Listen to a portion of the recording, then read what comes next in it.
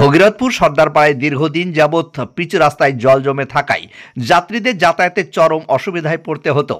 আর সেই অসুবিধা কাটিয়ে জল নিকাশি হাইড্রেন তৈরির কাজ শুরু হতেই ঠিকঠাক হচ্ছে না কাজ বলে অভিযোগ তুলেন স্থানীয়রা। এই বিষয়ে কে কি বলল শোনাবো বিস্তারিত। আপনারা দেখছেন ডমকল এমকে টিভি। আপনার স্বপ্নের বাড়িতে টাইলস, মার্বেল ও গ্রানাইট পাথর বসাতে চান? তাহলে আজই আসুন অঞ্জলি হার্ডওয়্যারে। ঠিকানা হরিহরপাড়া পার হাউসের নিকট। মোবাইল নাম্বার 9800968896 অথবা 9002359393।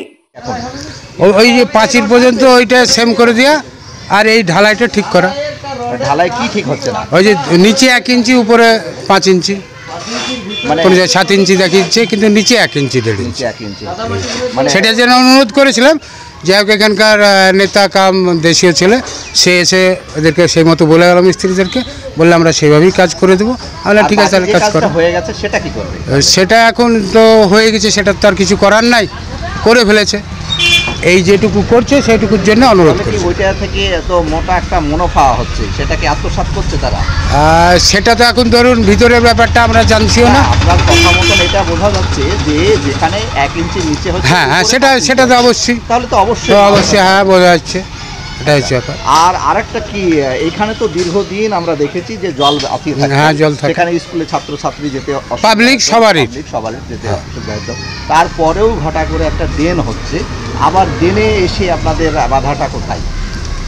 বাধাটা আমাদের একটাই, যে স্কুলের সম্পদটা সরকারি, এটাও সরকারি। আমাদের অনুরোধ ছিল, আমার ব্যক্তিগত অনুরোধ ছিল যে ওই সেম করে পাঁচিটা সেম করে করার জন্য। তাহলে পাঁচিরটা বাজে, পাঁচির কোনো কাজ না হয় তাহলে কিন্তু আমি আবার বাধা দেবো, সেটাও বলেছি। আচ্ছা, আপনার নাম পরিচয়? মোহাম্মদ কামরুজ্জামান খান, গ্রাম পোস্ট ভগীরথপুর।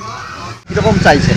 আমরা কাজটা চাইছি এই পানিটা যেখানে ছিল সেখান থেকে এই ইঞ্জিনিয়ার কিভাবে পাস করলো যে রাস্তার পাশে, দেওয়ালের পাশে এসে পানিটা ওইভাবেই দাঁড়িয়ে থাক। পানিটা যদি না নিয়ে যেতে পারে তাহলে, আর যদি পানি ওই পর্যন্ত যদি নিয়ে যেতে পারে সব ট্যাঙ্কি যেখানে আছে, তাহলে কাজটা করুক। আর তা নাহলে তো যেখানকার কুমির সেখানেই থাক, আর এক জায়গায় খাল কেটে সেই কুমিরকে বাস করতে দেবো না। আচ্ছা, যে কাজটা হচ্ছে সেটা তো পঞ্চায়েত সমিতির কাজ, এই কাজটা কি ঠিকঠাক হচ্ছে? কাজটা একদম সম্পূর্ণ প্ল্যানিং ভুল। যদি ওই পর্যন্ত স্যাংশন যদি থাকে বলে শিডিউল, আমাদেরকে তো শিডিউল দেখা যায় না, জানছি যে কতটা শিডিউল আছে না আছে। অতএব আমরা জানছি যে এই কাজটা সম্পূর্ণ ভুল। এই জন্যে বলছি যে ওখানকার কুমির ওখানেই থাকুক, ওখানেই বাস করুক। আপনারা এখন চাইছেনটা কি? আমরা চাইছি যে কাজটা হোক সঠিকভাবে, যেখানে সব ট্যাঙ্কি এরা করেছে আগেই সেই পর্যন্ত ঢালানটা ঠিক আছে, পানিটা ড্রেনের মধ্যে একটাও থাকবে না, বা স্কুলের দেওয়ালের সাথে কোনো পানি থাকবে না এই পর্যন্ত।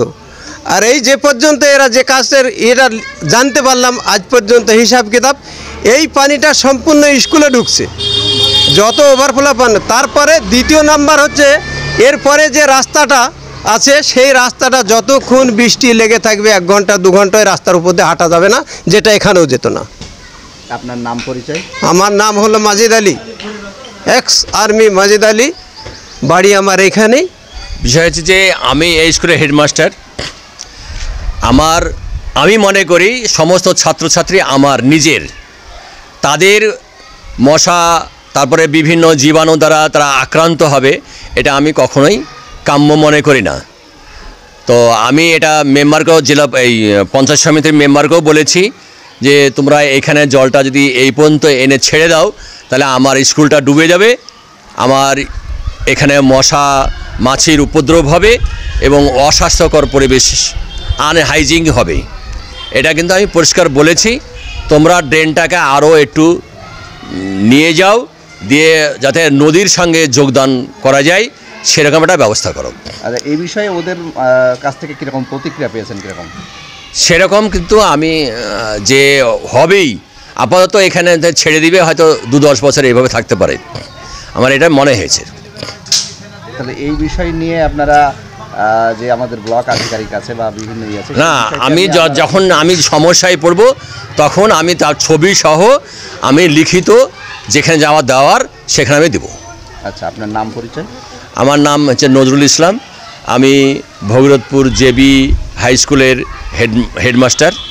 পঞ্চায়েত সমিতির পক্ষ থেকে করছে, কিন্তু তার আগেও আমরা জেলা পরিষদ থেকে আমরা 40 লক্ষ টাকা একটা স্কিম করা হয়েছিল, কিন্তু এলাকার জমি সমস্যার জন্য আমরা সেটা করতে পারেনি, কিন্তু পঞ্চায়েত সমিতির পক্ষ থেকে 80 মিটার ড্রেন আমাদের পাশ হয়ে আসে, সেই মতো ড্রেনের কাজও শুরু হয়। ডোমকল পঞ্চায়েত সমিতির ইঞ্জিনিয়ারের তত্ত্বাবধানে কাজ চলছে, কিন্তু এলাকার কিছু কয়েকজন কুচক্রী মানুষ আছে, আপনাদের মিডিয়াতে অনেকবার খবর হয়েছে যে কাজটা যেহেতু কংগ্রেস পরিচালিত পঞ্চায়েতটা করতে পারছে না, সেই জন্য হয়তো লোকাল মেম্বারের গাত্র দেওয়া হচ্ছে। যেহেতু পঞ্চায়েত সমিতির কাজ একটা প্রেস্টিজ ইস্যু ছিল, হয়তো প্রধানের গাত্র দেওয়া, সেই জন্য কিছু মানুষকে উস্কিয়ে দিচ্ছেন। আর আমি সম্ভবত একজন সাইকিয়াট্রিস্ট ওখানে পাগল আছে, সে হয়তো স্বাস্থ্যবিধি ঠিকঠাক যেন এলাকার স্বাস্থ্য সমস্যার কথা ভেবেই কিন্তু আমরা ড্রেনটা করছি। ড্রেনটা যেহেতু 80 মিটার ড্রেন হয়েছে, কিন্তু আমরা কন্ট্রাক্টরকে বলে আমরা 87 মিটার করিয়ে নিচ্ছি, 7 মিটার ড্রেন কিন্তু এক্সট্রা করা হচ্ছে। বাকি যে 20-25 মিটার ড্রেনটা হচ্ছে, এখানে তো পঞ্চায়েতের সদস্য আছে, সেও তো বলতে পারে যে আমি পঞ্চায়েতের পক্ষ থেকে ড্রেনটা করে দেবো, তার তো ক্ষমতা নেই বলার, কারণ তারা তো কাজ তো এলাকার করে না। যে 20 মিটার ড্রেন, যেটা রাস্তাটা শর্ট থাকছে, আগামী দিনে করব, এত তো বিচলিত হওয়ার কিছু কাজ নাই। যেখানে 1 হাঁটু 2 হাঁটু মানুষ জল জমে থাকছে, মানুষ চলাচল করতে পারতো না, সেখানে তো আমি 87 মিটার ড্রেনটা করছি। কিন্তু কংগ্রেসের পঞ্চায়েতের প্রধান সেখানে নাকে তেল দিয়ে ঘুমায় নাকি, সে কাজটা করুক না। 20 মিটার ড্রেনটা আছে, মানুষকে উস্কি দিয়ে, মানুষকে খেপিয়ে দিয়ে কি কাজ বন্ধ করতে চাইছে? প্রসেনজিৎ ঘোষ, সভাপতি, ডোমকল ব্লক তৃণমূল যুব কংগ্রেস এবং ডোমকল পঞ্চায়েত সমিতির মৎস্য কর্মাধ্যক্ষের প্রতিনিধি।